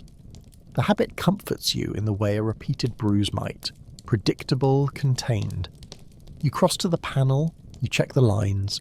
One is kinked slightly near the base. You crouch, adjust it, twist the seal until the gurgling stops. You log it. You reset the timer manually. You don't trust the auto start anymore. Too many quiet failures. You hear the gate open behind you. No announcement, no roll call, just the mechanical click and the shuffle of boots. You turn slowly, one man, middle-aged, coat too clean, hands in front of him like a man waiting to surrender. You check your list, still blank. You look at him. He doesn't blink, doesn't ask, doesn't further move. You nod. He steps forward into the chamber without needing the motion. You seal the door, you stand still, you watch the red light fade to steady. You don't press the toggle yet, not until your hand stops shaking. When it does, you grip it like it's part of you. And you press. You watch the gauge. You watch the numbers rise. You watch the seconds pass like they're daring you to notice. You stare into the panel until your own reflection stares back, and for one horrible moment it doesn't blink when you do. You slam the shutter shut. You lean your head against the cold metal, breath fogging the edge. You sign the form. You file it. You leave the pen on the edge of the table instead of returning it to your coat. You walk to the sink. You run cold water over your hands. It splashes, clear and unbothered, into the rust-ringed basin. You don't dry them. You let them drip down your sleeves. The wet keeps you tethered. You walk out of the chamber wing and down to the secondary corridor, past the water-stained map of the compound that no one updates. One of the corners is curled up, revealing a different sheet underneath, a maintenance schedule from 2 winters ago. You press the mat back into place like it'll hold. It won't. But pretending helps you get through the next 10 steps. You pass the cleaning supply closet. The door is open. Not wide, just cracked. Inside, the mop bucket is still damp. The mop is not. You close the door gently, like you're trying not to wake something. The hallway beyond hums louder than it should. You walk slower now, eyes adjusting to the dim flicker ahead. At the junction, the scent changes. Less bleach, more ash. That's where the incinerator vents thread into the main system. You've always hated this part, not because of the smell, because it doesn't change, day or night, rain or shine.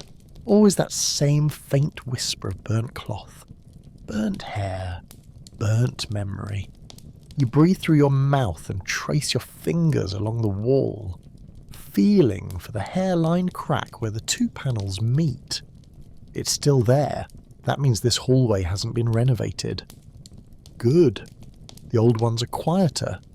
You take the left path past the steel door that leads to the archive furnace. It's locked. Always is. You touch the latch anyway. Still cold. You find yourself at the backup log station. A table, 2 chairs and a single hanging light bulb that buzzes like it resents being asked to stay awake. No one's here. You sit down anyway. Not because you need rest, because you need distance. The chair rocks slightly on uneven tile. You open the ledger. Old names, most crossed out. One is underlined. You trace the ink with your thumb. The handwriting is familiar. Yours. You flip the page. You find today's entry blank. You borrow a pen from the drawer, cheap plastic chewed end. You write the date. You write your name. You don't write the count. Not yet. Footsteps approach. Soft-soled, deliberate. You close the ledger without slamming it. You turn toward the doorway. A figure stands there. Tall, narrow frame, sleeves too long. You recognise the shape before the face. It's the records officer. Pale. Smells like dried paper and something always missing. He steps in, doesn't sit. Just places a form on the edge of your table. Says nothing. You nod. That's enough. He leaves the way he came, like a rumour slipping out of the room. You unfold the form. It's blank except for one line. Unaccounted residuals. Dispose before shift change. No names, no count. Just a chore dressed in authority. You lock the door behind you before heading back. Not regulation, just precaution. You walk the long route, down the quieter hall, past the power conduit that hums like a bad tooth. You pass the feeding corridor. No one's in there, but the smell of broth lingers. You let it follow you. It masks the other smells. You reach chamber 4 again. Not yours, but it doesn't matter. You have keys now. You tap the edge of the door. Once. Twice. Habit. You unlock the hatch. Inside, silence. No forms on the clip, no logs hanging, but the light is green. That means the system's ready. Or thinks it is. You find them in the far corner. 2 figures, curled, unmoving, not recent, not yet logged, not anyone's responsibility, until the form was handed to you. You kneel, not in reverence, in inventory. You note the positions, the state of dress, the distance to the door. You rise, you move to the panel, you engage the vent. You open the chamber just wide enough to allow the tools through. The air is still. It touches your face like a whisper from a place too far to scream. You log the action, you sign the form, your name again. Always your name. You wonder how many times it's appeared this month. You stop wondering, you close the hatch, you return the keys to your pocket. You head back to the main wing, not in a rush, not slow, just the pace of someone who's outlived urgency. The hallway stretches longer than you remember, like the lights were pushed further apart overnight. You hear something, faint, regular, the drip from the overhead pipe you thought they fixed last month. It's landed in the same spot long enough to etch a black dot into the tile. You walk around it. Your boot scrapes the edge but doesn't smear it. Stains set. That's how things work here. You keep moving. Left past the dormitory annex, right toward the inspection post. You avoid the reflection in the glass case on the wall. You don't need to see yourself today. You reach your locker without thinking, like muscle memory carried you home. You open it. Inside, tin mug, spare badge, backup gloves, and the paper you folded so tightly. It's almost turned to cloth. You leave everything, you just grab the mug. The water in the hallway cooler tastes like metal and plastic, but it's cold. That's enough. You fill the mug, take one sip, then another. You lean your back against the locker door and let the cool steel press into your spine. Your shoulders drop. For 2 minutes, maybe 3, there's nothing to press, nothing to push, nothing to count. Just you and a room that's too quiet to be threatening. For now. The shift bell sounds low, one tone stretched too long like it forgot when to stop. You dump the rest of the water. It splashes against the side of the trash bin with a sound too close to someone coughing. You set the mug down gently. No one watches. You head to the intake checkpoint. Another group is on the manifest. Printed this time. 2 pages. You skim it. One name catches your eye. Not because you now know it, but because it matches someone from 4 days ago. A mistake. Or a return. You fold the paper, tuck it under your arm, and walk to the gate with your face blank enough to pass for neutral. You nod at the guard. He opens the latch. You watch the new group file in. They look like everyone else. Shoulders forward, eyes darting. Hands full of the wrong things. Spoons, scarves, empty thermoses. You step aside and count under your breath, each number like a stone in your mouth. 14. You check the page. It says 13. You stop. You scan again. Still 14. You press your thumb against the side of the clipboard and feel the blood rush to your temples. You could stop the line. You could ask. But the guard's already looking elsewhere. You let them pass. You log the entry. You don't say anything, not yet. You need to see which one doesn't belong first. You need a reason that isn't just your gut. Back at the panel, the room feels hotter than before. The gauge isn't climbing yet, but the air sticks to your throat like steam. You flick the toggle. It hesitates. You flick it again, harder. The hiss begins. You don't check the slit. You just watch the pressure rise. Slow, steady. Your fingers twitch on the log pen, not from nerves, from fatigue. The kind that makes you forget what hour it is, what meal you skipped, what day of the week pretends to matter. You don't sign the log this time, not until the sound stops, not until the pressure returns to 0, not until you're sure the number has matched what they were supposed to. When it's over, you open the shutter. Inside, stillness. You scan the room once, twice, then your eyes stop. A scarf, red, folded neatly on the floor beside the drain.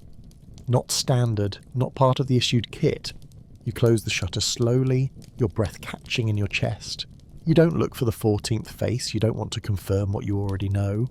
You log the chamber, you write the numbers, you sign your name, you put the clipboard back on the rack too carefully, like setting down a cup full of boiling water. You leave the room without another glance. The scarf will still be there tomorrow, or it won't. Either way, the count resets. You walk straight to the break alcove even though you don't want coffee and you're not supposed to be off shift. The air in here is warmer than usual. Someone left the burner on under the kettle again. The metal whistles softly, not enough to scream, just enough to gnaw. You click it off with your knuckle and listen to the last of the steam hiss out like a dying breath. You don't touch the mugs. You sit on the crate in the corner where the cushion's worn flat. Your elbows dig into your thighs. You rest your chin in your hands. Your eyes close. Not sleep. Just surrender. Just that shallow pause before routine strangles you back upright again. You think about the scarf. You think about the number on the page. You think about what it means when the system breaks and no one notices. Or worse, when they do and don't care. You wonder if it was always like this, or if there was ever a time when someone would have said something. You try to imagine a place where speaking up didn't mean disappearing. You can't. You look down at your gloves. One has started to peel near the thumb. You make a note to replace them. You won't. You rise. You grab the kettle and pour hot water into the sink. It hisses. Steam fogs the metal mirror above it. For a moment you can't see yourself. It feels like relief. You head back out and turn left instead of right. That's not the direction of your assignment. Doesn't matter. You move like a man with an excuse in his pocket and authority on his face. No one stops you. You pass the hallway where they keep old supply crates, stacked so high they've started leaning. You reach the observation room for Chamber 5. It's dim inside, no light but the glow from the pressure dial and the timer. You tap the dial. just checking. You make a show of scribbling something on your notepad. You stare through the slit, not to check the chamber, but because it's the only window in this place that doesn't look back. The next knock comes soft. Wrong rhythm, not standard. You wait. It repeats. Same mistake, same beat. You step to the hallway and see a boy, 14 maybe, in a utility uniform 2 sizes too big. He holds a bucket, eyes wide. Not afraid, just lost. Sanitation? He asks, like the word might change what hallway he's in. You nod. You point him toward the wash block. He nods, grateful, and walks fast. He doesn't know, not yet. But the uniform means he's already inside the machine. You watch him go, you think about saying something, you don't. You've never been good at stopping what's already in motion. You return to your station and find the logbook flipped to a fresh page. Someone's cleaned the panel. The fingerprints are gone, the dust is gone. Even the scrape mark near the switch has been buffed down. It looks sterile, brand new. You don't like it. You sit, pen in hand, but write nothing. Not yet. You stare at the gauges. They blink, steady, predictable. You lean forward, forehead almost touching the glass. You whisper the same thing you whisper every time you feel the walls pressing closer. Still here. Just 2 words, not a prayer, not a boast, just fact. For now. Your next task is posted on the wall in red ink. That means expedite. That means no skipping steps, but no time to question them either. You've read it 3 times. The line is simple. Test discharge valve 3C. Confirm burn-off. You sign the acknowledgement slip. You pocket it. You make your way back down the maintenance corridor, where the air stinks of oil and the lights never fully come on. You pass the row of fire buckets, all filled with sand, none with handles intact. You reach the valve. You crouch. You flip the lock. The pipe releases with a pop, then steam, then a low chugging sound that settles into something almost like breathing. You lean against the wall. You let it hiss. You log the result. The hiss fades slowly, not in a way that signals completion, in a way that suggests it never really started right. You stare at the pipe. Nothing leaks, nothing glows. But something feels wrong. Like pressure shifted, but the room stayed still. You close the valve. You wipe your glove across the side of the pipe and pick up a layer of soot you didn't expect. You smear it between your fingers, feeling the grit settle deep. Whatever burned off, it left something behind. You stand, your knees pop. You log the check. You circle inconclusive in the results box. You initial. You replace the clipboard on the hook by the fuse panel and head for the stairwell before you can change your mind. You reach the upper level as the ventilation hum begins to pulse again. Every 12 hours, without fail. A long exhale, a building breathing in the dark. You walk past the personnel office. The door is cracked, but the lights are off. Someone forgot to shut down, or they didn't leave. You keep walking, you don't check. You pass the hallway where boots are lined up for the next shift. Same scuffed toes, same frayed laces, same faint smell of old soap and rubber. You scan the names. One is missing. Not crossed off, just gone. You stare at the gap. Then you reach out and slide the nameplate back into the rack. If anyone asks. It slipped. If no one asks, it doesn't matter. Back at your post, the chamber is dark. Lights off. Gauges asleep. The only glow comes from the standby panel. A dull green that pulses like a resting heartbeat. You sit. You take your gloves off slowly, finger by finger, as if peeling off something more permanent than rubber. You rest them on the desk. You press your palms against the wood. It's warm from the light. Your eyes drift to the wall where the schedule hangs. 5 shifts listed. Only 2 marked complete. You scratch a 3rd line through. Your name beside it. Always your name. Even when no one reads it. Especially then. You cap the pen, you close the log, you breathe once, then again. There's a knock, not chamber, not intake. A real knock. Fist on door frame. You look up, it's Brenner. Face pale, eyes sunken, uniform wrinkled, like he forgot what rest feels like. He doesn't speak at first. just holds out a folded sheet of paper. You take it. It's soft, warm from his hand. One line written across the centre. New protocol review, midnight. That's all. No signature. No seal. You nod. He nods back, eyes saying more than his face can afford to. He turns, walks off. You don't watch him leave. You stare at the paper. Midnight. You check your watch, still broken, still fixed at the moment the battery died months ago. You slide the paper into your coat and reach for your gloves again. You walk the long way to the assembly room, past the fuse relay, past the rusted sign that says integrity through procedure, past the stack of broken chairs no one bothers to scrap. The door is open. Of course it is. Inside, 3 others wait. Silent. One adjusts his belt for the 5th time. One cracks his knuckles like it's helping. One stares into the far corner like something might be written there if he stares hard enough. You sit. Not near, not far, just enough to be part of the room without touching its rhythm. The lights above buzz in staggered patterns. No one speaks. The 4th seat stays empty. You wonder if it's for you, or for someone who won't show. A man enters, not a supervisor.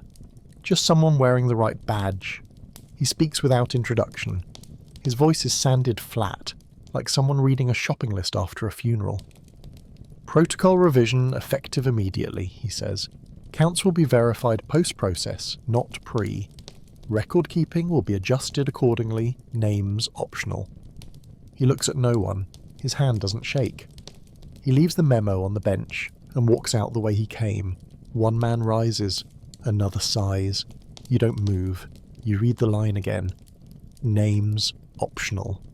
You fold the page and tuck it into your boot. You don't ask questions. You already know the answer. Less paperwork, more forgetting. The hallway outside the assembly room feels narrower now, like the walls leaned in while you were gone. You walk it in silence, passing doors you've opened 100 times and won't again. The air hums louder, not from machines, from pressure. Change always makes the place buzz. You stop near the water station. You fill your mug, you take a sip. It tastes the same. Of course it does. You dump the rest and walk away. Your boots echo louder than usual. You don't slow down, you don't speed up. You move like someone delivering their own instructions. Quiet, automatic, resigned. At your post, the panel waits. Gauges blinking. Valves aligned. A clipboard hangs where it always does, only now it's thinner. Fewer lines, less ink. The weight of the page doesn't change, but somehow it feels lighter. You flip it open. No names, just time slots, empty boxes begging to be filled.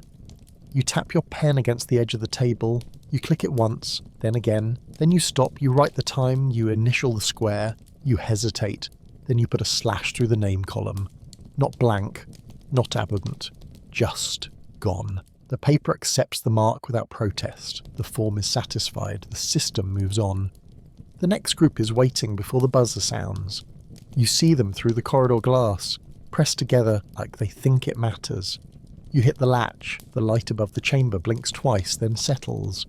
The door opens with a hiss. Not gas, just air pressure, still enough to make your ears pop. They shuffle forward. One drops something. A pouch. You don't let them pick it up, you wave them through. You close the door, you seal the latch. You stare at the panel for a full breath. Then another. Then you press the switch. The hiss this time is clean, familiar. The machine working without judgment. Just function, just cycle. You sit back in your chair and listen to the silence after the hiss. It's thicker than the noise. It settles in your shoulders, in your back, in the places where questions used to live. You count the seconds out of habit, but you stop midway. You don't need the end number anymore. The timer ticks down without you. You check the vent pressure, within range. You sign the form, one more square filled. You lean back. The ceiling tile above you is cracked. You never noticed it before. Or maybe it's always been there, like everything else, waiting for someone to stop pretending it was part of the plan. You log the cycle, you return the clipboard, you hang your coat, you sit, not because you're tired, because there's nowhere else to stand. The room hums behind your ears. You close your eyes, you listen. Nothing interrupts, no knock, no shout, no call to revise or report. You take the folded paper from your boot, the one from the assembly room, and hold it between your fingers until the sweat smudges the ink. Then you crumple it just once and toss it into the waste bin beside your desk. It misses. You don't pick it up. You rise, one last time. You walk the corridor back toward your locker. The floor tilts slightly underfoot, the way it always does near the drainage seam. You reach your number. You open the door. You take your gloves and nothing else. You leave the rest. You close it slowly. You don't lock it. You don't check your reflection in the steel. You walk toward the checkpoint. The lights above you flicker once, then hold. You step into the hallway that leads outside, where the air is colder, where the walls stop humming, where there is nothing left to log. You don't turn around, you don't say goodbye.